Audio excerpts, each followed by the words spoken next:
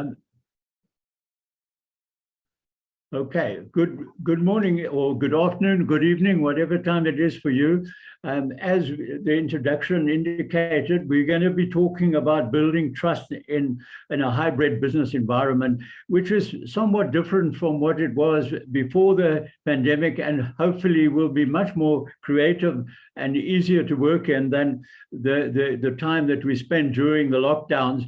And so let me go right into it and introduce what our agenda will be for the session. What I'm trying to do today is to give you some ideas and some tips on how to build, nurture, and sustain trust in a hybrid business environment, which is quite challenging because many of us have been either used to face-to-face as our primary means of getting in touch with our business partners and people we want to do business with.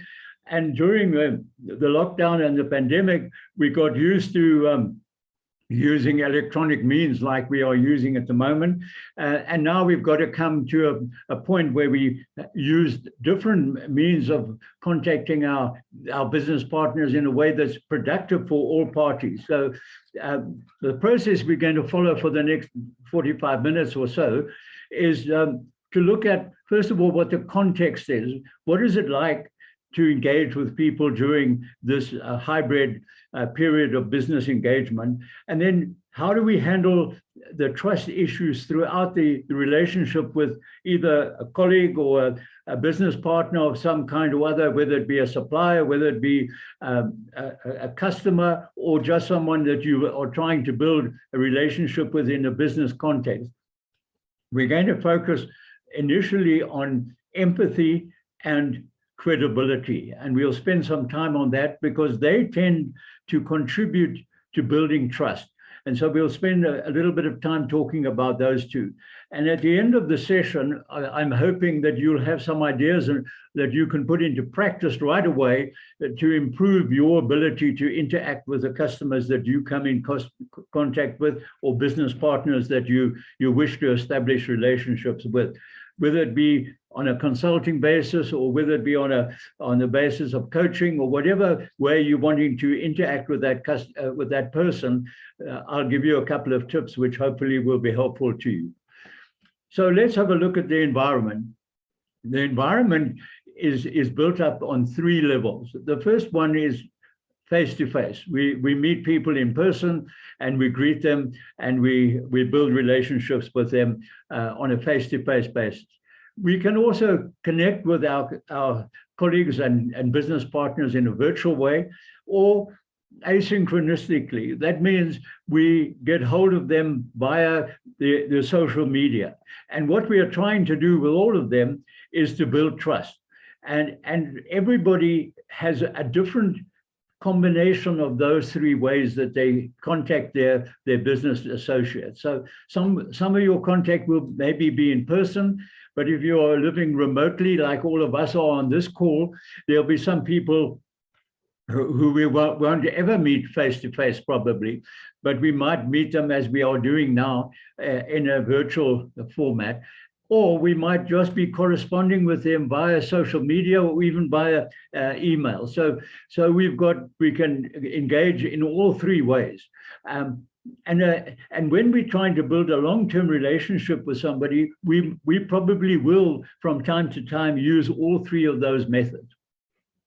The research from Deloitte indicates that trustworthiness and that's the topic that we're going to be talking about today, is that 8 out of 10 people regard trustworthiness or being honest and trustworthy as being one of the most important issues when it comes to building relationships with other people and companies.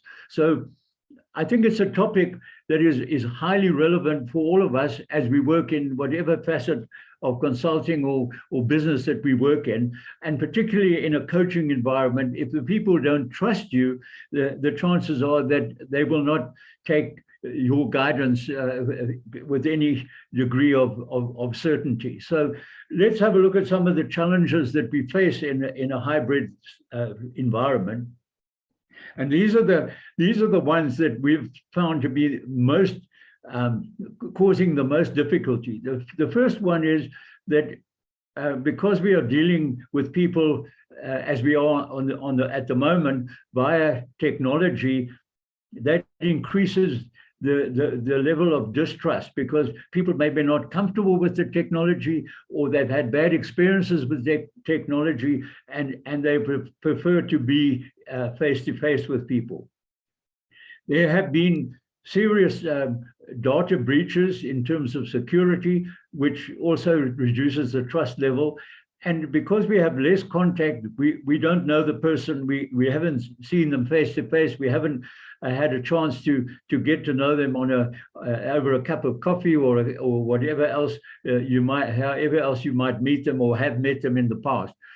And then, of course, in many countries, the behavior of people in authority has also been untrustworthy, which reduces our level of trust, particularly if you're trying to build a business relationship with somebody in another country and they've had bad experiences of trust in their society. The chances are that they will be a little bit skeptical about building a relationship with you, particularly initially. And then, of course, there's a great deal of misinformation taking place. So I found it, and I'm sure many of you have found it as well, that you don't know what media to trust, and you don't know who to trust, whether it's a business partner, whether it's the news media. So there's a lot of mistrust around. So these all heighten our concern about trusting other people, particularly if we're going to enter into a business relationship with them. You might want to add to that list, and if you do wish to add to the list, please put it in the chat, and we'll be happy to respond to it if you want us to respond in any way. So, but those are the issues that get in the way of building trust in a hybrid kind of environment. Let's have a look at how do we earn trust when we initially set up the first meeting to meet with a potential business partner of whatever kind, whether it be somebody we are going to be coaching, it's somebody we're going to be consulting with, or wanting to build some other kind of business partner with. I put down two areas. One is the issue of technology, and the other one is the personal touch that we put into our relationship with people.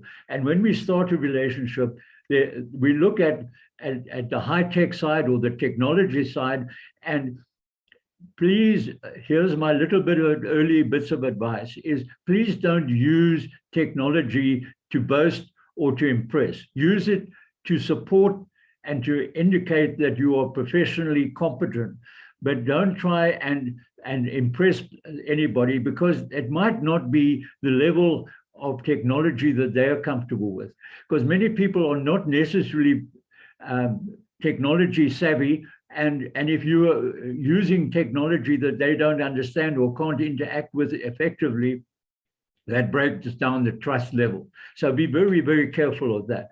On the people side, or on the high touch side, my bigger piece of advice is to be prepared. Is take the time to research that person's industry, to research their company if that's appropriate, and to look on LinkedIn or other social media and find out as much as you can about the individual before you meet with them. That is just good business practice, and it makes sure that you are well prepared when you build up that first contact and have that first meeting.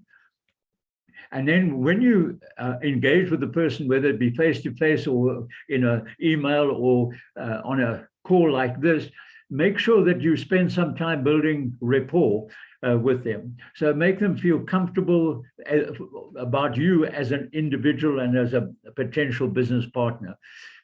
We're going to talk a lot about the issue of demonstrating empathy and credibility.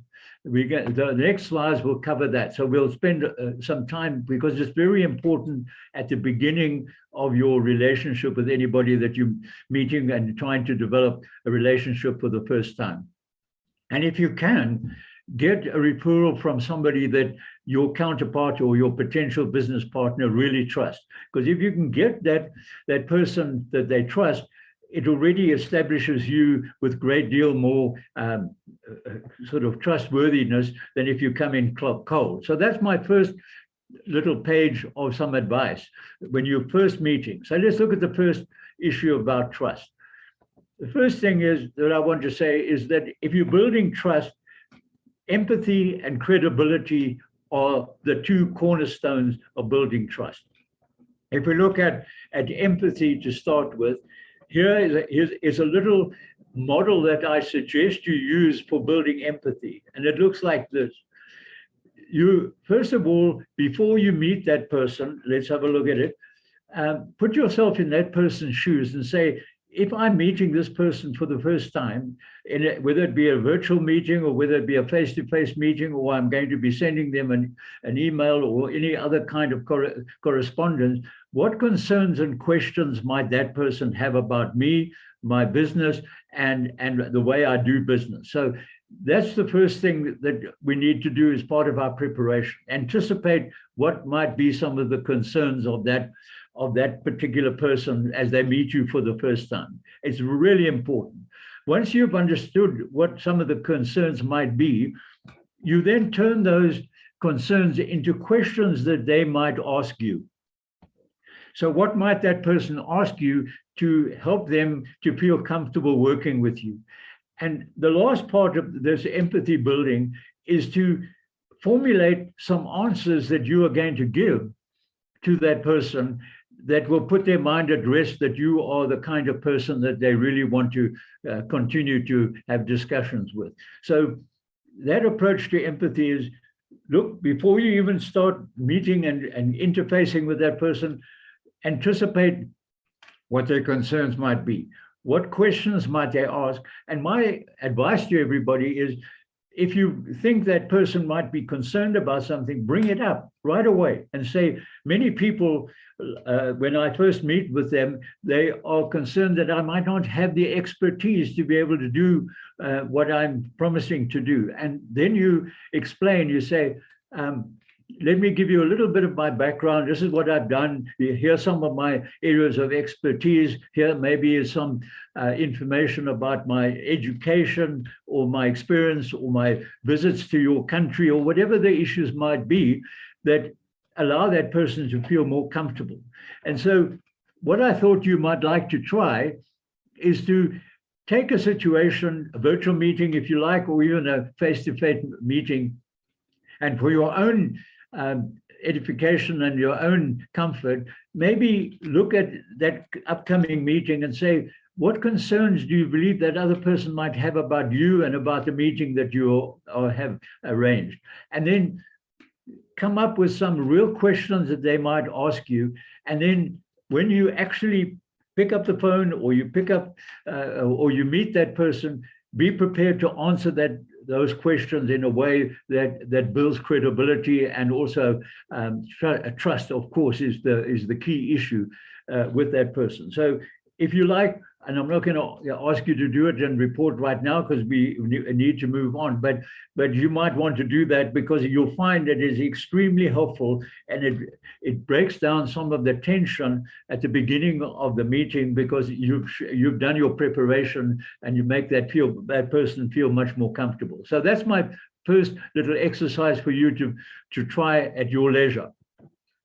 The next part of the building of the trust in the initial meeting is to build credibility. And again, I'm going to present you with a little model that will help you to build your credibility. So here's the model. It says, first of all, as you meet that person, and we're talking about the first meeting with that person, you want to build propriety. Now, propriety is not a word that some people would have heard too often in the past, but propriety is this.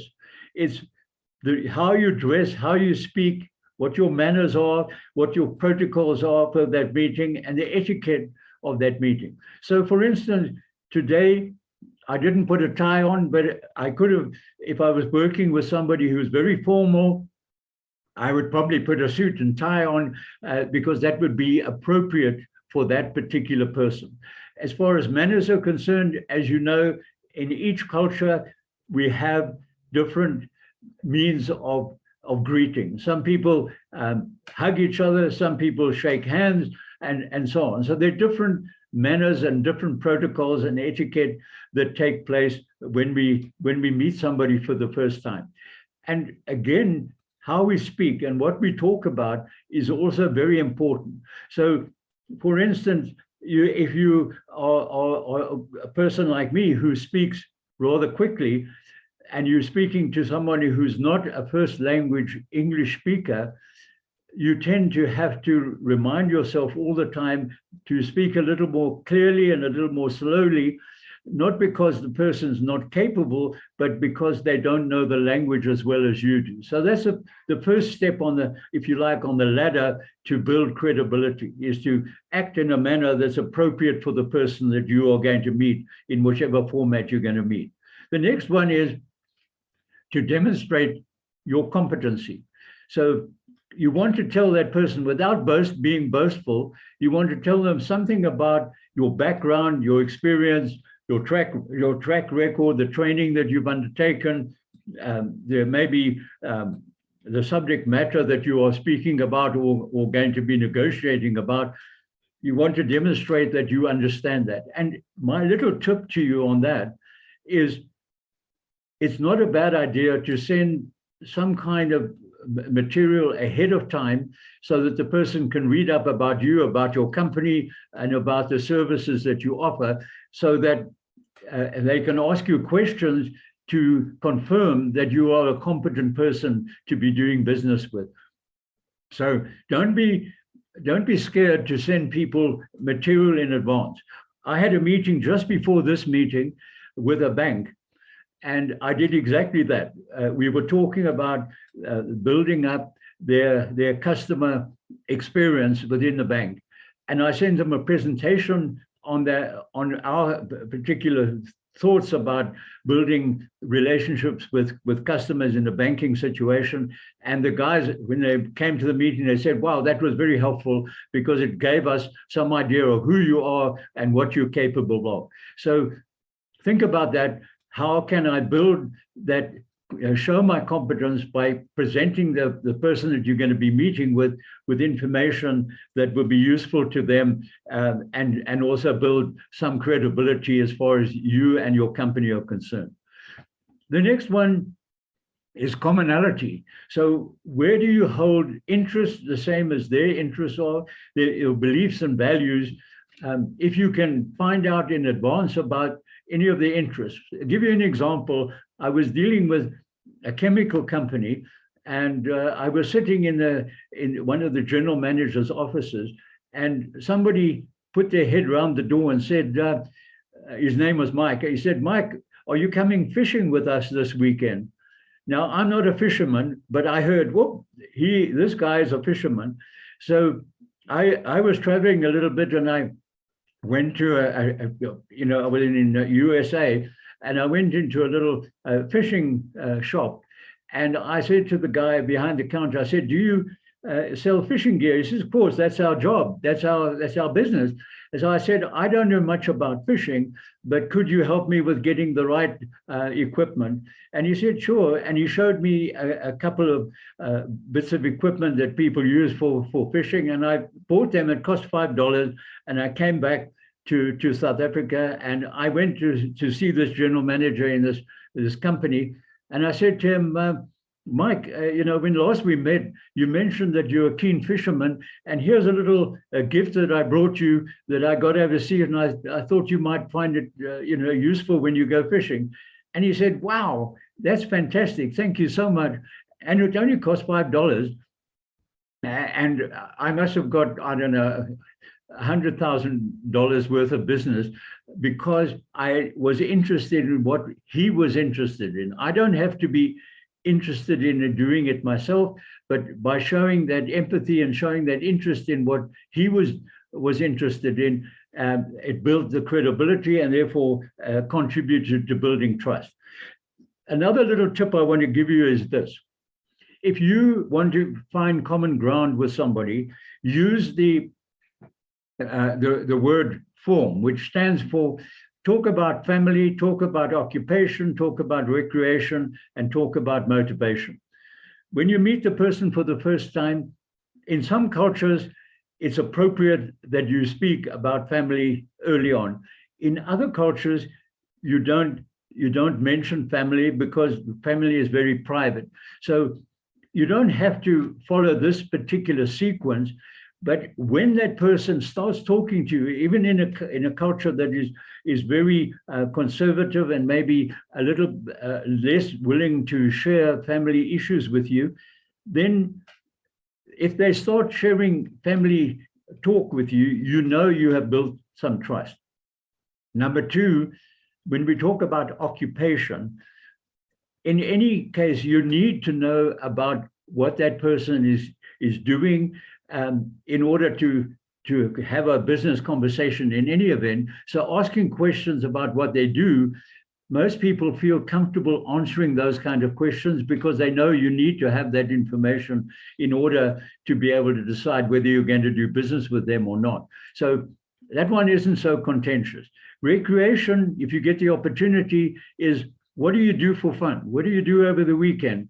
And that breaks down the resistance, it breaks down the tension and gets them to talk about things that are important to them, whether it be sport, whether it be family activities, whatever they do over the weekend or in their own personal time is a useful way of understanding that person as an individual.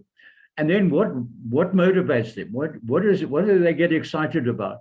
And so if you're sitting down with that person for the first time over lunch, or you're having a cup of coffee, and you find that the conversation is not going very well, these are some areas that you can start talking about. You can start talking about, well, tell me a little bit about what you do every day and what your particular interests in your business are.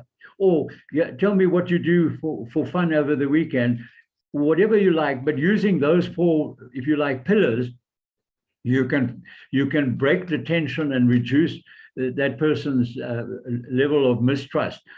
So that is a little tip that I learned about, I don't know, about 14 years ago, and I've used it a lot, particularly when you're in an area where you don't know the people at all well, and you need to find some common ground to discuss and have a conversation about, not necessarily in a situation where you're talking only business, because you're right at your first meeting and you want to build up some kind of commonality.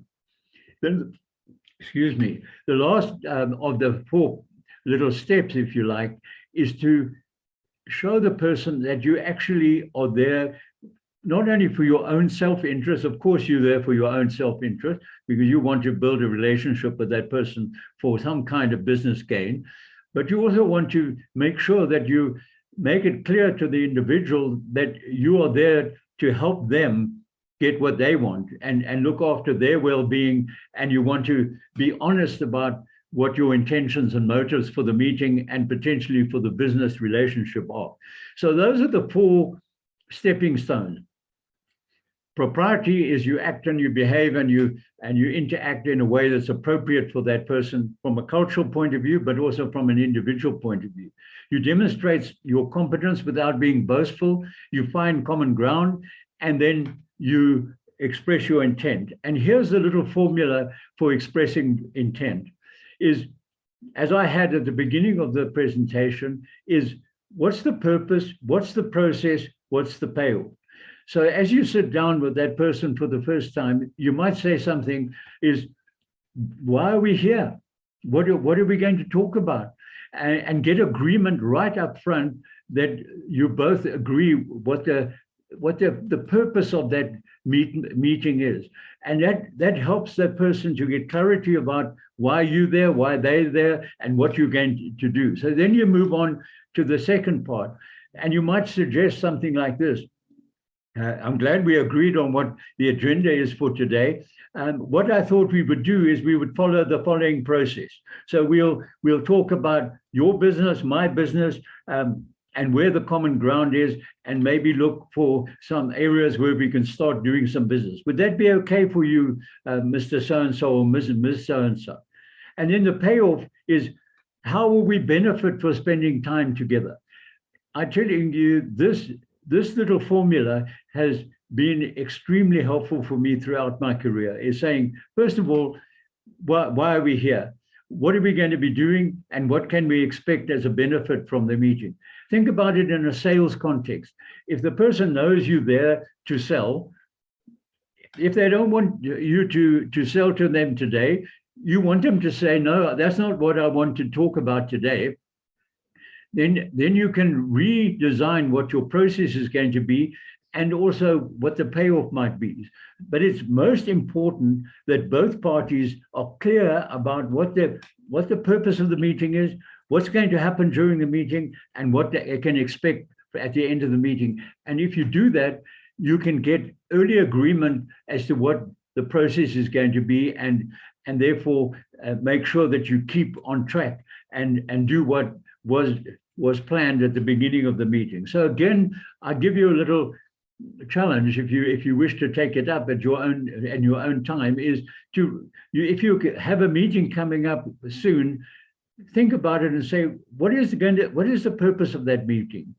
What am I expecting to have happen during the meeting? So what's the process going to be followed, and what is the outcome for both parties, so that you can put that on the table right at the beginning of the meeting and get that person to agree that their time will be well spent and that there's clarity about what's going to happen. So get into the habit of that. If you wish to send me some examples that you create, I'd be happy to look at them and give you some feedback on how well they are. But this is really very helpful, because it really clarifies for both parties that there's no confusion about why you're meeting. Okay, so we've looked at building the initial relationship. Now, what about continuing and nurturing that trust and keeping the relationship going, or even building on what you established in the beginning? So you want to engage that person in a way that she wishes or he wishes to be engaged. And so we look on the left-hand side is, what are we going to consider in our preparation to keep this relationship going? And then on the right-hand side, what are we going to do? So let's consider what we're going to look at. We're going to look at which is the best way, or which combination of those three methods am I going to use to continue the relationship with this person. Remember, you wanted them to be comfortable, because when they're more comfortable, they're more likely to open up to you and demonstrate that they trust you. So are you going to use in-person all the time? Are you going to use some in-person, some virtual? Are you going to send them brochures? Are you going to send them information? Are you going to communicate with them to a large extent via email? And what combination is that? Have a discussion about that. So as we develop our relationships, how would you like to be kept informed or kept up to date on the development of the relationship? And what combination of those three methods are you going to use? Then the next piece we look at is we're going to talk about the style of that person. And we at Wilson Learning use the social style method of defining how that person likes to communicate with others. And we define people as being either drivers, expressive, analyticals, or amiables. Now, we'll talk about that on the next slide, but it's a very good idea to get to know what makes that person, how do they like to be interacted with in terms of the style that they normally exhibit when they are communicating with others. And then what has come out in some of the research that I've looked at in preparation for this meeting is, what's the impact of generations on our ability to build up trust with somebody else? So for instance, you've got some people who may be baby boomers, or there might be some people who are much younger and have a completely different mindset from the older generation. And we're going to look at that in a short while as well. So those are some of the things to consider when you're trying to build trust. And we'll talk in detail about it.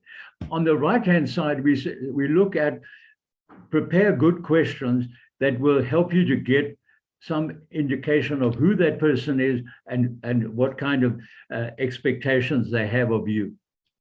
And in your communication, and this is again one of the little tools that I really recommend to you, is listen to learn. And that is hard for me often because I like to talk a lot. But if you can get into the habit of listening to what the other person is saying and what's important to them, that's very, very important to building trust.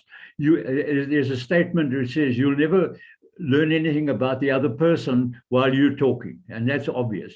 But listen to learn is a wonderful way of building trust, because that person feels that you care about what they're saying, and demonstrate that you're listening as well.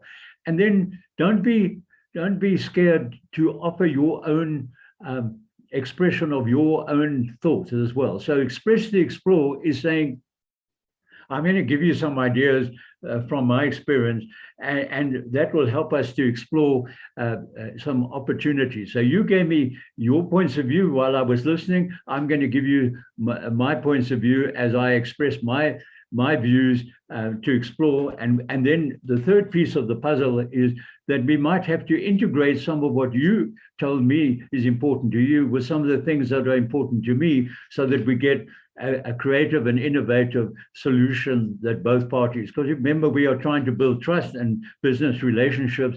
And if we get much better buy-in if both parties feel that they contributed to the discussion. So listen to get their point of view, express your point of view, and then look at ways of integrating the 2 points of view in such a way that both parties feel comfortable. Wonderful little tool. And if I wake up in the middle of the night, that's the one I think about, because I sometimes don't listen as well as I should, and I come back to that all the time. If I want to build a relationship with somebody, I need to listen to what's important to them. And then another little tip that is extremely important is that after having a meeting of whatever kind, if you just send a little note, whether it's just a thank you note, or if it's a short summary of what was discussed, it shows that you're not trying to hide anything, and that demonstrates that transparency that you need to have in a relationship.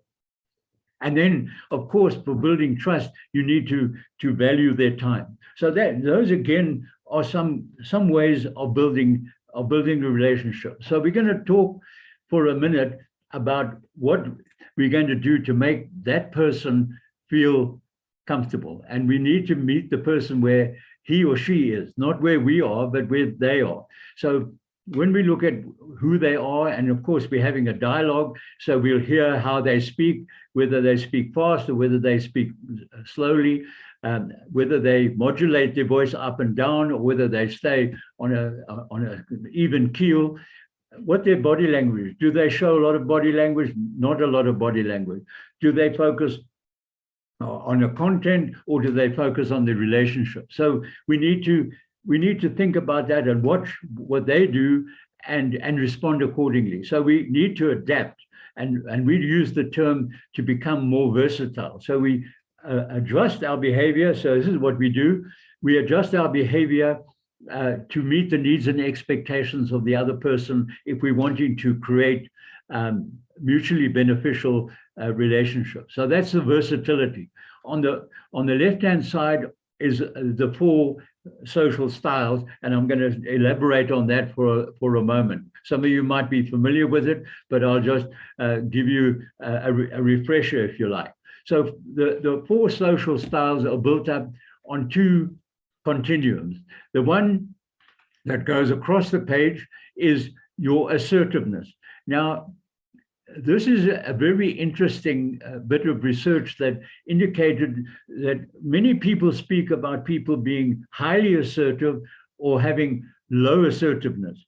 That isn't completely true, because you can be equally assertive by asking questions as you are by telling people. So let me give you an example.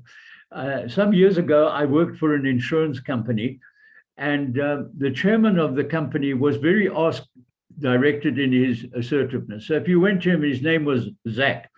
And if you went to Zach and said, Zach, I've got this problem, can you help me? He would say, who have you spoken to so far? What did they tell you? What research have you done? What did you find? He'd ask you a whole lot of questions, and by the end of the conversation, you would have a fairly good idea of what to do next. So he was assertive by helping you and guiding you by asking questions that you answered, and so therefore you had some kind of ownership. Now the MD of the company, same company, but the managing director was a tell-directed assertiveness person. So if you went to, his name was Morris. If you went to Morris and you said, Morris, I've got this problem. He said, just do that. And he didn't have a conversation at all. He just gave you an answer that he thought was appropriate, and off he went. So in a lot of ways, it was much scarier to get that, if you like, almost an instruction from the managing director, whereas the chairman was much more inclusive and got your buy-in and got your point of view and understood what you had done, and then maybe gave you some guidance, but wasn't quite as wasn't at all tell-directed. So his assertiveness was by asking questions. The other guy was assertive, very brainy, very well-educated guy, and usually his answers were correct, but he just told you and there was no argument about it. So that's the assertiveness scale. The other scale is the responsiveness scale. So some people are much more people-orientated, and others are more task-orientated. So let me again give you an example. If you go to somebody and you say, I want you to fulfill a project for me, and the person says, well, let me identify the steps in completing the project. And then once they've identified the steps, they start allocating people to achieve the job. That is likely to be somebody who's task-directed. A people-directed person might say, wow, that's an interesting project. I've got Joe and Emily and so on my team.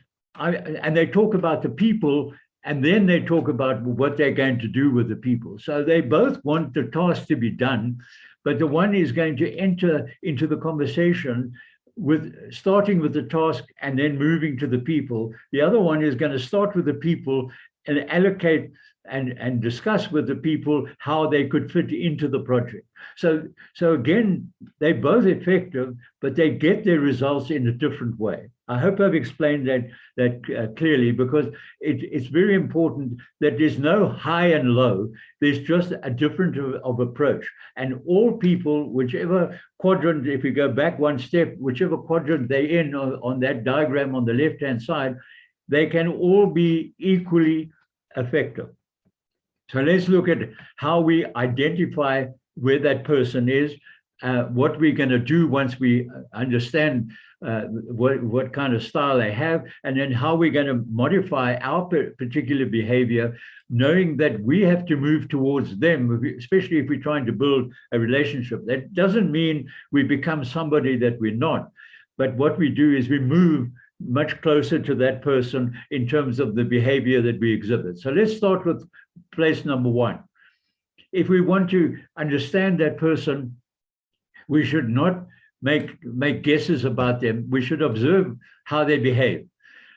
Is their voice, is their pitch, their speed? Listen to what they're saying and how they're saying it. If you can see, if it's face to face, you can see the body. You can also get some of those gestures as an indication. Are they very expansive in their gestures, or they're very closed in their gestures?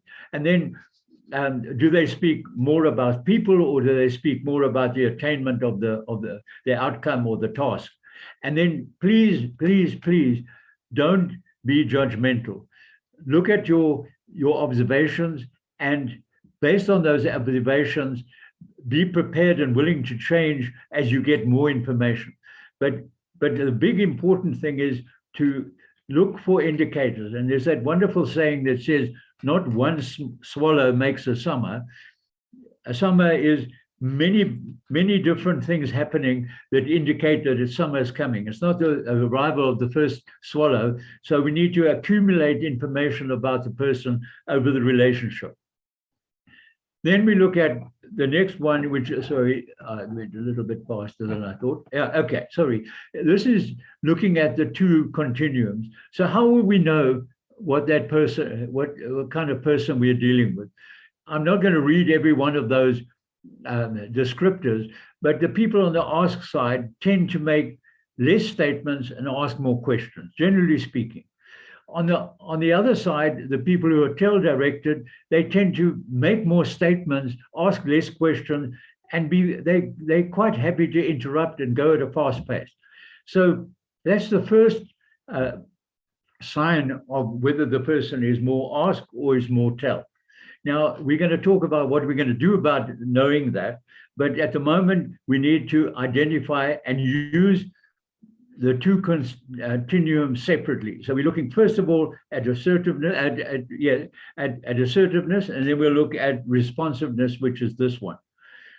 So people who are more task-orientated have fewer gestures, they use less body language, and they have a constant tone of voice, and they share and display fewer emotions and less facial expression. While the people who are more people-orientated have much more body language, much more facial expression, they tend to vary their voice, they show their emotions on their faces, and they're prepared to show emotion where the people who are more task-orientated don't show emotion as freely. All right, so those are some pointers as to where that person is. So now we know and have decided whether this person is ask or tell, or whether they are people, or are they ask or tell, or people, or task. And then we now can reflect and say, so what?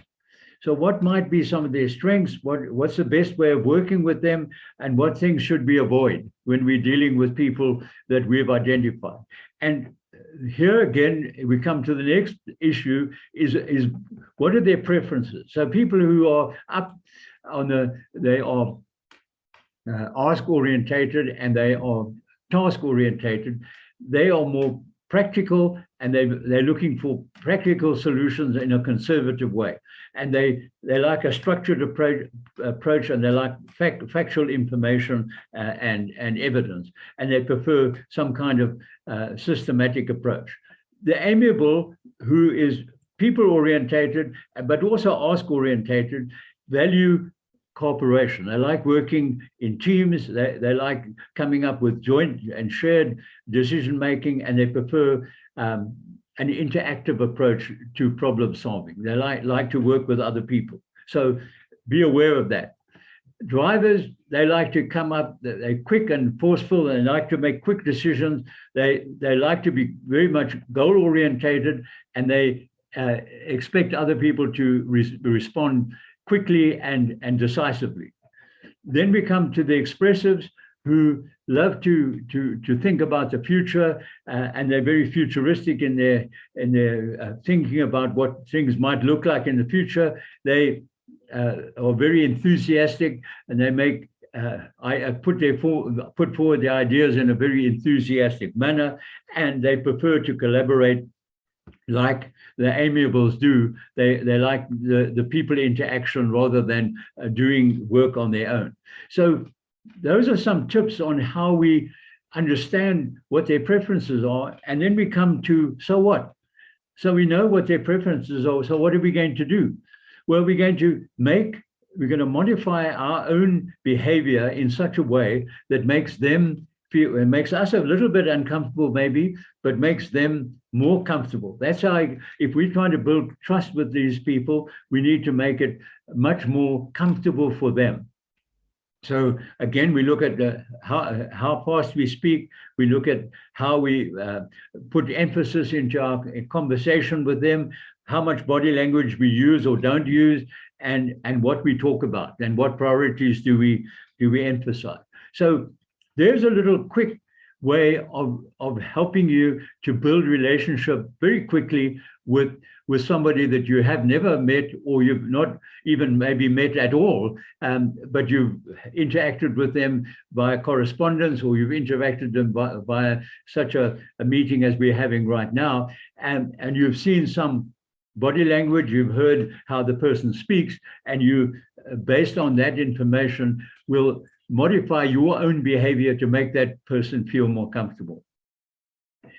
So here are some ideas again on how to modify your own behavior. So if you are more tell-directed and you were working with somebody who's more ask-directed, here are some tips on the left-hand side that you can use to make that person feel more comfortable. So you ask their permission and their opinion on many occasions. So asking questions is an important part of it. You listen without interrupting. You go at a slower pace, not that you're being demeaning to them. You just need to slow down because they like to go at a slower pace. And then you might pause more often, and you ask for commitment without pressure. If you are more ask-orientated and you're dealing with somebody who's more tell-directed, you get to the point quickly, you volunteer information, you are willing to express your disagreement, they're quite happy with that, and you will start a conversation and you'll act quickly on what was decided. So there's some tips you can take immediately. If you, on the other hand, if you look at people who are task-orientated and they are wanting to work with the people who are more people-orientated, they need to show feelings a little bit more. They need to pay personal compliments. They use more gestures and vary their voice. If you're working from being more people towards being more task, you talk about the task first, and you get to the facts and the logic, and you acknowledge that person's concern about the time, and you use less gestures, and you avoid small talk when it isn't necessary. So there again are some little pointers, small little movements to indicate that you're willing to adjust your behavior to meet the needs and expectations of the other person that you're trying to do business with. Then the next one that I want to talk about is what I mentioned right at the beginning, is that people are categorized into 4 generations at the moment. They're the baby boomers, the X and the millenniums and the Ys. Now, others call them different names, but I've just given those names and just the rough time when those people were born as an indication of some of the common things that occur within those generations. Now, it might vary from country to country to some extent, but these are generally, as the world becomes more integrated, are becoming more common than they were maybe years ago. So there are some indicators of what each of the generations sees as being important and influences the way they interact with you. So taking the baby boomer, they tend to be optimistic about the future. Not every single person within that generation, but generally speaking. They enjoy mentoring other people because they've reached that part of their life when they wanted to give back something to the company or to the society, and they have a strong work ethic. Now, if you're dealing with somebody who's a Zer, somebody who's in Generation Z, they are digitally fluent. They will use technology, whereas the baby boomer is not as comfortable. That doesn't mean they can't use technology, but they didn't grow up with it. The Zers will have grown up with digitalization and technology, and they use it day in and day out. And if you see young people walking about, they've got their cell phone in constant use. I don't know what they do with it, but they keep it in constant use. And they're very practical, and they are used to dealing with a diverse workforce because the world has become much more fluid in terms of where people work and how they work together, whether it be in person or whether it be via electronic media.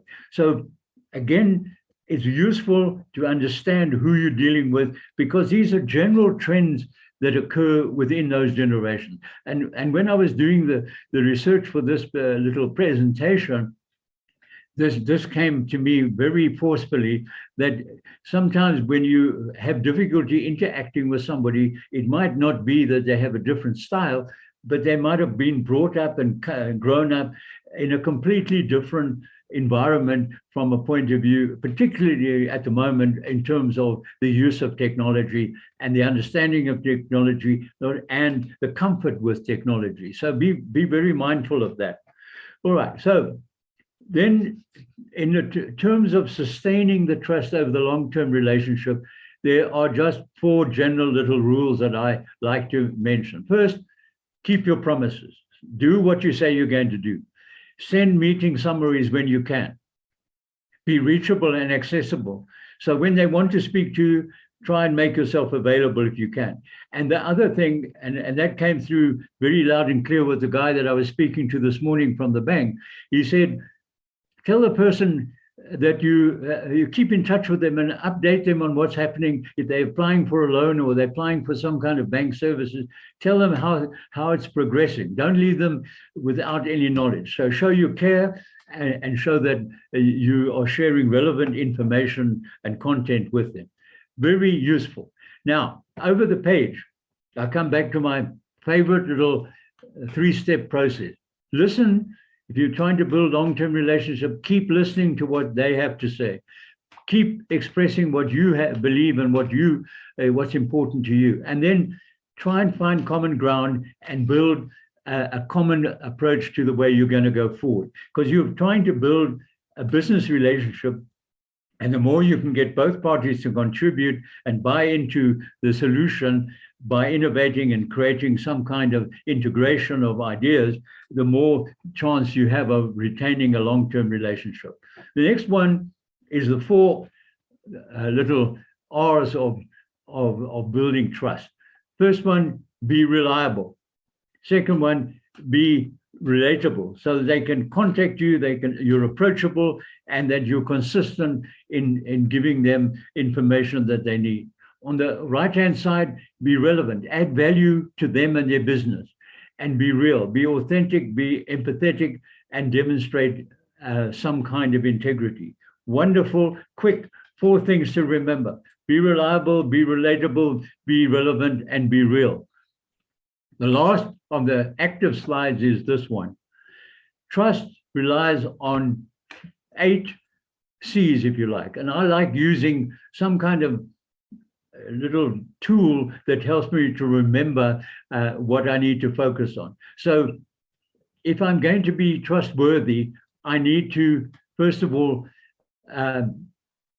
be competent. Show that I can contribute to the business relationship in a way that is useful for the other party that you're dealing with. Be committed, put in the time, put in the effort, and keep your promises.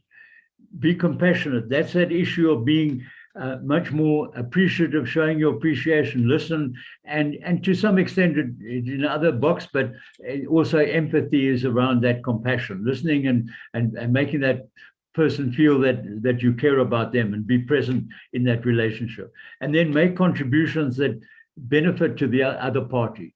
And then on the right-hand side, make it clear, concise, and compelling. Simple, clear, concise, and compelling.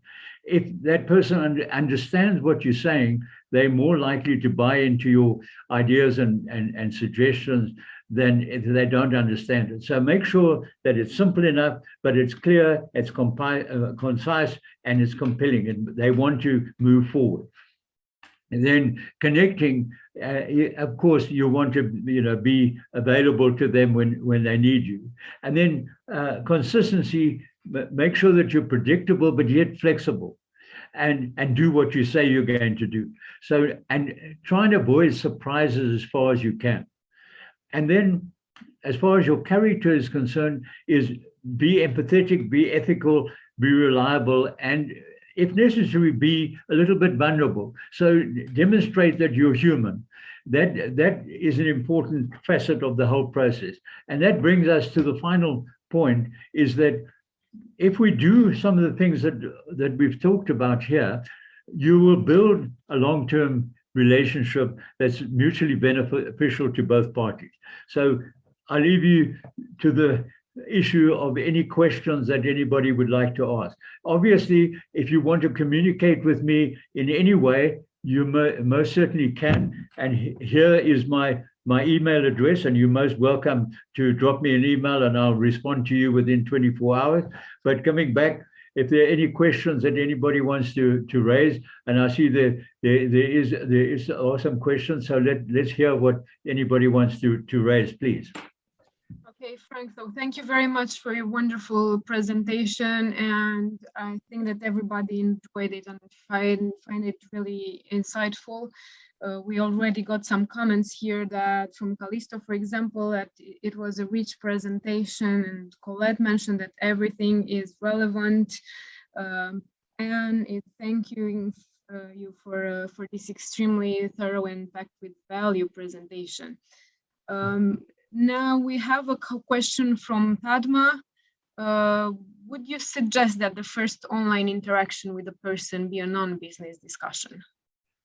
Okay, well, I think as we are coming to the end of the hour, you know, if you could just send me the questions, I will respond to them, you know, appropriately, because I don't want to take people over the hour, and I'm sorry I ran a little bit longer and therefore don't have much time for the questions, but it would be easier to do it that way than to try and force some short answers to something that might be important to somebody. So if you'd be kind enough to send me the questions, you know, I will undertake to respond to everybody. And if it's suitable, we can even communicate to everybody the answer to the problem rather than just to the individual who asked the question. But you know, the hour is up, or just about. I'm just looking on my clock. It's about 1 minute to go. So you might want to just recap and then we'll say goodbye, and we'll answer the questions that anybody sends in either now or later when it comes to your mind. You will get a copy of the presentation slides, and you might want to ask questions once you work through it again if that's what you wish to do. And as I say, I'll be most happy to give you responses. So back to you, Ilya.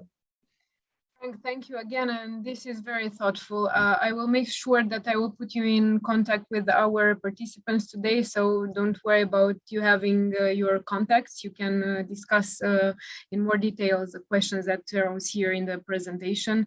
Thank you again. We have many comments that the presentation was really great and valuable for everybody here in attendance. Thank you. So I will make sure that you have their email address, and then they get your email address so that you can answer all the questions. Yes, sure. Thank you again for everything. Thank you. Thanks for being the moderator and guiding us through and making sure that everything went according to plan. I'm always a little bit skeptical being a baby boomer. I haven't grown up with technology, but you helped me through it, and thanks for that. So goodbye, everybody, and thanks for attending. Thank you, everybody. Goodbye.